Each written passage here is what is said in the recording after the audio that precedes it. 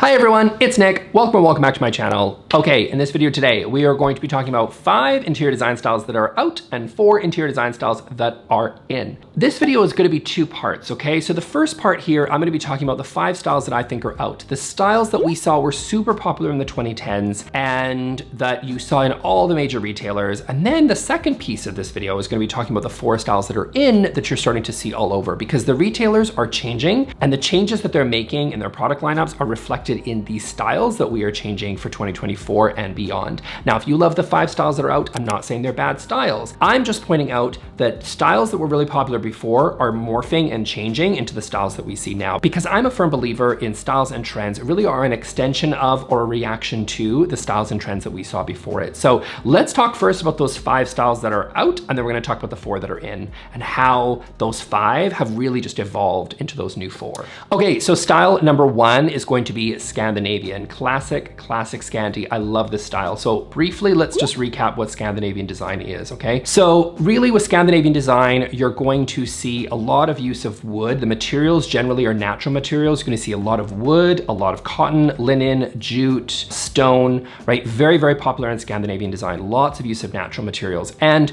you're going to see typically those blonde wood floors, right? You're going to see lots of use of white as well. The color palette is usually really lots of use of white, lots of neutrals, a lot of gray, a lot of those brown sort of wood tones as well, some pastels usually, and then as well as anchored with a touch of black or charcoal. Very popular in Scandi. So the shapes of furniture generally is quite simple. Everything is quite minimal, not a lot of ornamentation, just very simple sort of pared down. Almost has, and forgive me for a second here because we're gonna get to this style in a minute, almost has a bit of a farmhouse feel to it in the sense, I mean classic farmhouse, right? Not the modern stuff we're gonna talk about, but the classic stuff. Stuff like a Windsor back chair to me is a classic Scandi piece, but also feels a little bit more farmhousey, which I really enjoy. I think it just feels like a kind of classic down home sort of country accessible feel that just makes Scandi beautiful and timeless. So yes, it is a beautiful timeless style, I believe that, but it is not as popular as it once was, and it has changed, and that's what we're gonna talk about in the second piece. But first, we need to talk about the next style that is out. Next style is out is going to have to be mid-century modern. I love mid-century modern. I think it is beautiful. It is oftentimes though, it's similar to Scandinavian, so I'm really gonna touch on some of the differences as well, right? So generally the shapes are quite simple, similar to Scandi. Doesn't have as much as that sort of little farmhousey feel to it, doesn't really have that.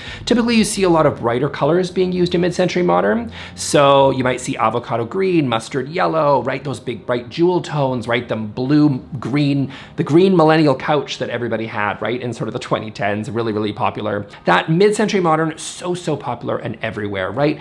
It does use those brighter colors though, so it is a bit different than Scandi. Also, doesn't just use natural materials, but oftentimes uses sort of man-made materials like plastic and stuff as well. So a bit of some differences in terms of the material used. Retailers, of course, that are Scandi and mid-century would be places like IKEA, Article, loves both, right? Lots and lots of Article stuff. Looks very mid-century and Scandi to me. But you saw this in so many mainstream retailers. Places like Urban Outfitters had tons and tons of mid-century modern in the 2010s. CB2 obviously as well. Very popular styles in the 2010s, but they are changing. Okay, next style that is on the way out is going to be modern farmhouse. Okay, so again, let's talk about modern farmhouse. So why is it out? So it's been out for a few years now, but very popular style everywhere, right? It was so popular. What is modern farmhouse? Well, it's really an modern take on sort of a classic or a rustic farmhouse. So things that you saw would be things like shiplap, right? Big giant kind of dining room table to fit your 14 kids around or whatever you got in your farmhouse, right? That was very popular. Those like lantern chandeliers and pendants. So we saw a sort of like updated lighting fixtures. That was the modern piece to the modern part of the farmhouse, right? So instead of having anything too rustic,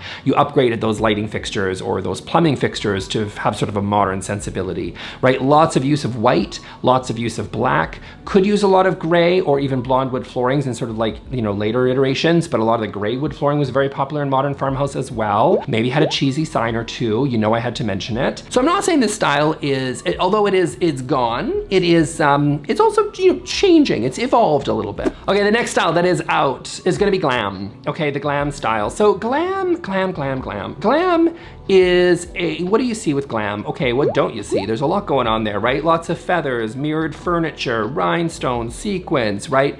It was arguably gaudy, but it was a style that felt glamorous, but also in a really cost-effective way. That's what we're gonna say. It was a very cost-effective way to achieve something that was glamorous. And I think that was really sort of what I saw with the glam style.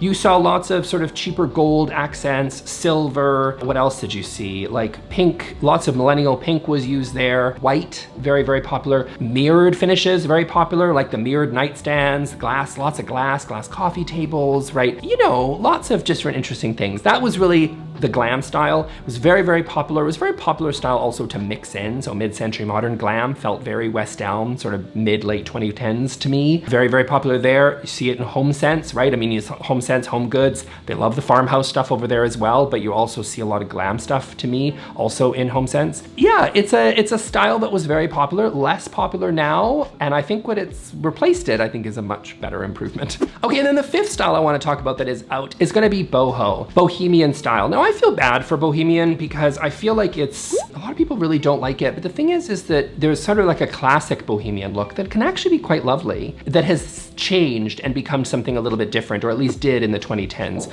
So classic boho to me is just bohemian. It's really meant to be reflective of a person's wandering sort of lifestyle, right? So you may have picked up a rug from Morocco, and then you may have picked up something when you went on your trip to Japan, and then you may have gone to France and picked up something. And it just sort of is a reflection of a lot of, it's very eclectic, right? Like it's a bunch of different things that should really reflect you and sort of your bohemian lifestyle. At least that's the idea. Now, of course, it changed and evolved and became sort of Instagrammed, and then kind of evolved into something that was a little bit different. You saw a lot of sort of basket pendants, sort of vintage rugs maybe mixed in, or wannabe sort of vintage rugs mixed in. And then I think also as that style sort of evolved, it became a little bit less colorful and more neutral as time went on. So a lot of sort of creamy colors, beigey, sort of white, all sort of neutral look became very popular in sort of late stage boho, if you will. And that became really, really popular. And boho is not as popular as it once was, because I think at its core, the modern sort of interpretation of what boho was sort of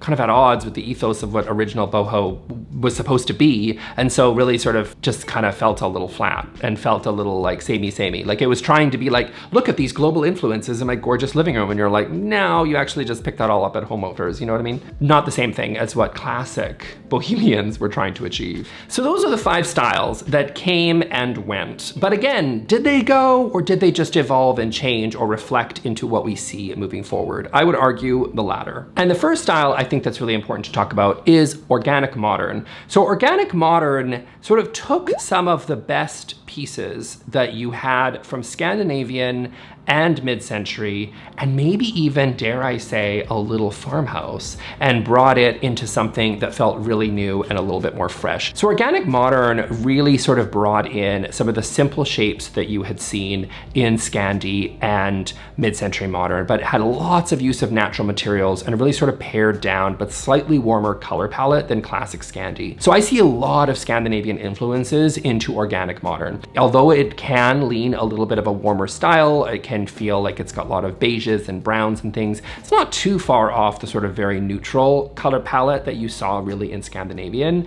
Lots of use of wood, but still the lines felt very modern and very sort of clean, with the exception of some pieces that were mixed in that felt very rustic. And I think that's the organic part of organic modern that made it feel really fresh and interesting. So you might see a lot of like unfinished woods, reclaimed woods perhaps sort of thrown in there. Lots of use of sort of curved lines or even organic shapes, right? So not everything needed to be perfect. Sort of really borrowed from sort of Japanese style, where you can kind of have things feel perfectly imperfect, you know? And that was sort of mixed in to those styles that sometimes you could make an argument felt a bit stale. It felt a bit samey, and people sort of were tired of that sort of copy paste mid-century modern stuff that you saw, say, out of West Elm all the time. And sort of you were able to bring in something that felt a little bit fresh because it wasn't so clean. It wasn't so perfect. It had some imperfections in there, and that's what made it come alive and made it feel a little bit more personal. And yes, it also borrowed a little bit from Farmhouse as well, because Farmhouse really had sort of that kind of imperfect, rustic, down-home sort of charm,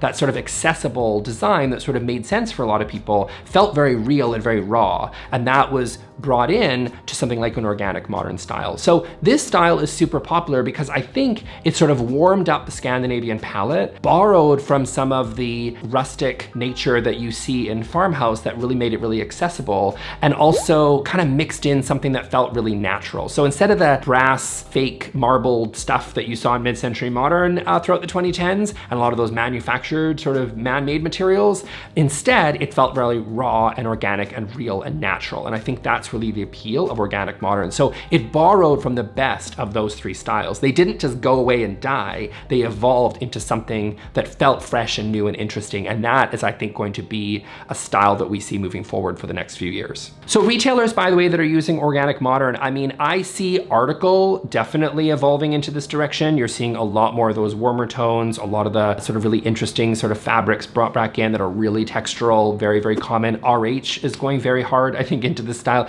Crate and Barrel, you can't find a color in Crate and Barrel to save your life. Have you been to a Crate and Barrel lately? It is all beige and cream. And look, I'm not complaining because I love beige and cream, but those are like kind of my favorite designy colors because I just love them. But Crate and Barrel is all in on that, which is really interesting. That's definitely sort of the style that you're seeing. And you know, 5 years ago, you didn't see as much of this stuff in retailers, but you're seeing more and more of it now. Okay, next style that is in that I have to talk about is going to be postmodern. So postmodern style this is really, you know the saying, like, history doesn't repeat itself, but it does rhyme, right? This very much feels like what we had in the 80s and 90s when we had the first wave of postmodernism, which was a reaction to modernism that came in the mid-century modern, right? Well, we had a mid-century modern super popular for the last 20 years. It makes sense that postmodern would be that next evolution because we saw this show before. So what is postmodern? Well, it sort of rejects the function first mentality of mid-century modern, of modern sort of design, really, right? It was ironic, it was playful, it was new, it was fresh, it was colorful, it was bold, it was quirky, it was weird. And that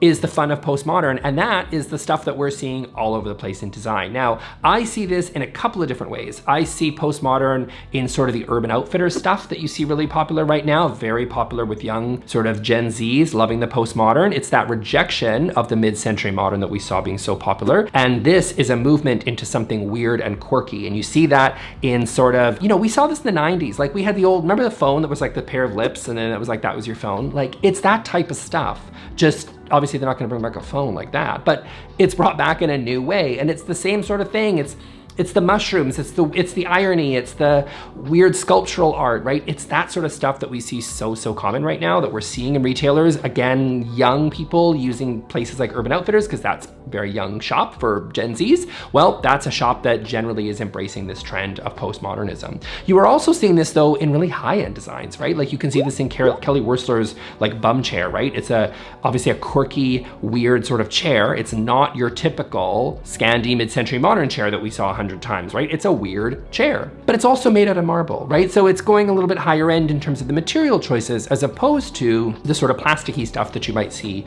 in something like an Urban Outfitters. I think you're gonna see a lot of this move in to some of our more sort of contemporary, but maybe higher end retailers, like again, like CB2. You're gonna see a lot of that postmodern influence coming in more and more. You're already seeing it in retailers like CB2, but I think that's gonna be even more popular in the future. So if, you know, Crate and Barrel, which is their sister company, they've gone all in on sort of the organic modern. Also, to me, this feels a little bit like an extension of boho.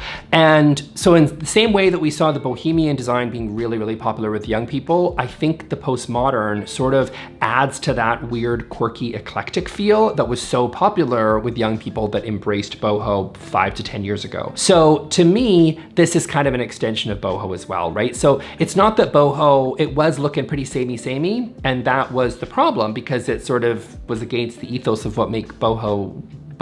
So what we saw was postmodern, to me, is sort of a reflection of sort of that weird quirkiness and that color and that sort of avant-garde sort of weirdness of like, look at this eclectic curated collection of stuff that I just put together in my home. I get that feel from boho reflected in this new wave of postmodernism, which I think is really interesting. This is a style, as I said, I think it's gonna go high end, it's low end, it's all over the place, but it's because people are looking for those differences of what we had seen in Scandinavian mid-century and just really embracing something that is weird and quirky and unique. And that's why we're seeing a lot of those old 70s couches being brought back, right? The Bellini sofa, all those, the Togo sofa, like all that stuff being brought back in is because it was weird and it's different and it's something that was unexpected and something people hadn't seen before until we saw it all over the place. And that is why we are seeing this style being so popular, and I think will continue to be so. I think we're gonna see some of the same stuff brought back over and over, which you might not like, but that's okay. I mean, I don't love all of it, to be honest with you, as you guys know, but we're also gonna see some new interpretations of postmodern, which I think is gonna be really kind of interesting. I will say, it's not always my favorite style. However, I do admire that postmodern takes risks because sometimes the mid-century stuff does really just start to really look the same. I admire the risk, even if I don't always love it. Okay, next up is going to be traditional. So new traditional design. Okay, traditional being brought back in, I think, again, is a response to the amount of mid-century modern that we had seen before. And I also feel this is an evolution of Farmhouse to a certain degree. And again, you'll have to bear with me on that last one. So I think that new traditional is mainly a response to mid-century modern because this brings back detail, right? Not everything needs to be simple. Things can be handcrafted. Things can be ornate. Countertop profiles don't just have to be waterfall. They can be something different, something that requires a lot more skill, a lot more detail work. Panel moldings being brought back, chair rails being brought back, ceiling medallions, right, being used again, interesting ornate banisters in these gorgeous stairwells. I think we're just seeing so much more traditional being brought in, more color being used. And again, this is a response to the plain, basic, simple shapes that we have seen so popular for many years. I think this is a fun one. I love touches of traditional. I'm not the biggest lover of traditional necessarily, but I will say I'm really enjoying that some of these pieces are brought in as just options for people, again, to change it up. So postmodern is the weird, quirky, fun version maybe of mid-century modern. Traditional is the, I would argue, more classic interpretation. So taking it, instead of moving it forward into the 80s and 90s, we're taking it way back and bringing in some of these, design features that we haven't used in decades, being used again and being cool again, which I think is really interesting. Seeing this a lot in gorgeous kitchens, beautiful colors, places like emerald cabinets and, antique brass. Everything just feels sort of a lot of attention to detail and a love of things that are really sort of handcrafted and beautiful. And I think that's really cool. So I think that's the evolution that we're going to see more and more traditional being used again, which is really cool. And again, it's the response to what we have seen before. Okay, and the next interior design style that I see all over the place is going to be Art Deco. Art Deco, which I love Art Deco. I first saw it becoming increasingly popular in restaurants and commercial spaces, and that's because they tend to change so frequently and they're always embracing new interesting styles. And this to me, we're seeing some of those gorgeous shapes and patterns brought back from Art Deco. So those different sort of gilded mirrors brought back in. What else? Oh my God, like checkerboard patterns, really interesting shapes in gorgeous wallpapers, wall treatments, sort of bringing back some of these sort of like classic Art Deco shapes and patterns. But I think it's also the return of some of the new materials being brought in. So, the use of marble, like graphic marble being put everywhere, but even marble in terms of some decor pieces all over the place. I'm seeing so much marble. This, I believe, is oftentimes really a reaction to the glam style that we saw before. So people still love some glitz and glam in their life. People that loved the glam style before, I think a lot of people may have looked at it and said, I think we can do better. Like, I think we can do better than the rhinestones and the sequins. And I think we should evolve this style a little bit into something that feels a little more sophisticated. So gone is sort of the marble contact paper, and brought back in is sort of actual real use of marble, right? So again, it's the use of those authentic materials, as opposed to sort of the printed versions, the effect versions, the sort of cheap sort of knockoff versions of the materials that we have seen before. These materials are luxurious, they are beautiful, they are premium, these are not cheap things, but we're seeing so much more Art Deco. Love the sophisticated use of pattern that we're seeing being used once again, as opposed to whatever the heck this is, which is, what the glam people love, like fine. So much more of Art Deco is being brought in. It's being mixed in with different styles, again, like some Art Deco mixed in with some some traditional is really cool. I just think there's so much going on with this style, and it's definitely a response to the cheap sort of glam stuff that we had seen in the past. It's not that that style is dead and gone, it's just that it's grown up a little bit and become something that's actually truly luxurious and a lot more sophisticated, and I love that. To me, the retailer that uses Art Deco the most, I see so much of it, is CB2, both in terms of the materials, but also the shapes and patterns that they're using in a lot of their pieces. You also see this Montana Labelle as a really good example, like just lots of different retailers that you see. But CB2 is the one that's sort of the main kind of high street retailer that I see is doing Art Deco a lot. So that's it for me for today, guys. I hope you enjoyed this video. I really love seeing how these styles evolve and change in time. I think that's really interesting. And again, it's to understand what's happening in the retailers and what's happening in design in the future, you have to always look at what's happened in the past, because everything is a reaction to something else. Thank you all. I hope you enjoyed that video, and I will see you all in the next one. Thanks. Bye.